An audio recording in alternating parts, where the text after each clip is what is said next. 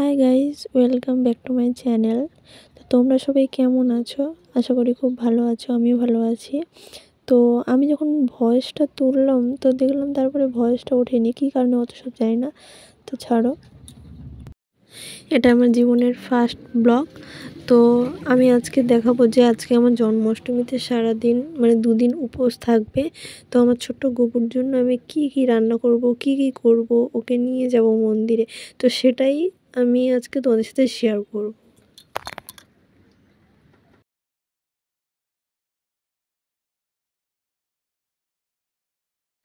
তো এবারে আমাদের ছোট্ট গোপালের খাবার তৈরি করতে যেতে হবে। তো প্রচণ্ড বৃষ্টি হচ্ছে, তো আমি রেডি হয়ে গিয়েছি, জামা কাপড় টাপড় ছেড়ে। এই দেখুন গাইস, তো এবারে যাব।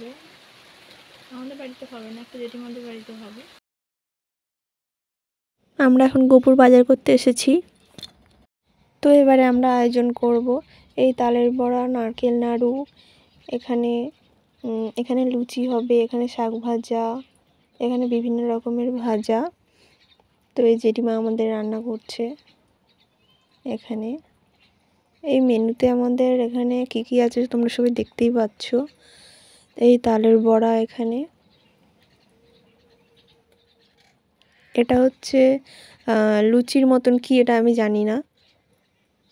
এই যে আমার ডালা সাজানো হয়ে গিয়েছে।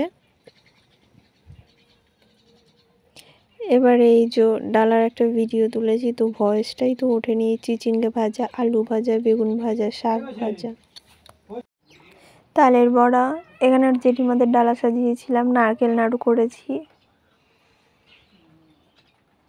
তো গোটা ফল দিয়েছি, ফল কাটেনি, কারণ সারা রাত পুজো হবে, সকালে মানে খারাপ হয়ে যাওয়ার সম্ভাবনাটা বেশি, ওই জন্যই গোটা ফল রেখেছি।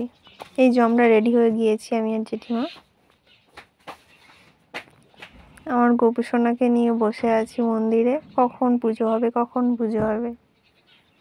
এটা একটা দিদিভাইয়ের গোপু।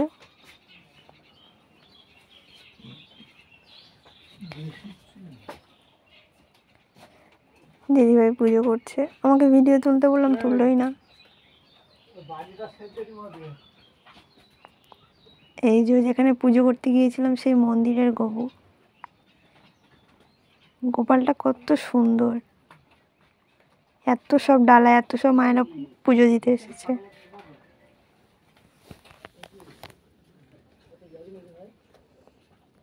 তো আমার বাড়িতে একটু কালী মাকে পুজো দিয়ে তারপরে গিয়েছিলাম। আমার চোখ মুখের অবস্থা একদমই ভালো নেই, কাল সারাটা রাত জাগতে হয়েছে। তো আমার নিউ ব্লগটি আমি এখানেই শেষ করব। কালকের রাতে আমি মানে সারা রাত জেগে আজকে সকালে আমি প্রসাদ টসাদ মন্দির থেকে নিয়ে এসে আজকে তো একদম মানে শরীর তো আমার একদম আর চলছেই না বলতে গেলে। একটু পরে আবার ওই দধি ভাঙাতে গোপাল নিয়ে আমার গোপু সোনাকে নিয়ে বেরোতে হবে। তো আজকের এটা এখানেই শেষ করবো। আবার গোপু সোনাকে নিয়ে বেরোনোর সময়, নাচার সময় ওটা একটা মিনি ব্লগ করে আপনাদেরকে দেখাবো। তো দেখো, এইটা আমার বাবা করে দিয়েছে। এইটা আশা করি তোমাদের ভালো লেগেছে, কমেন্ট করে বলো। বাবা করে দিয়েছে এটা আমাদের।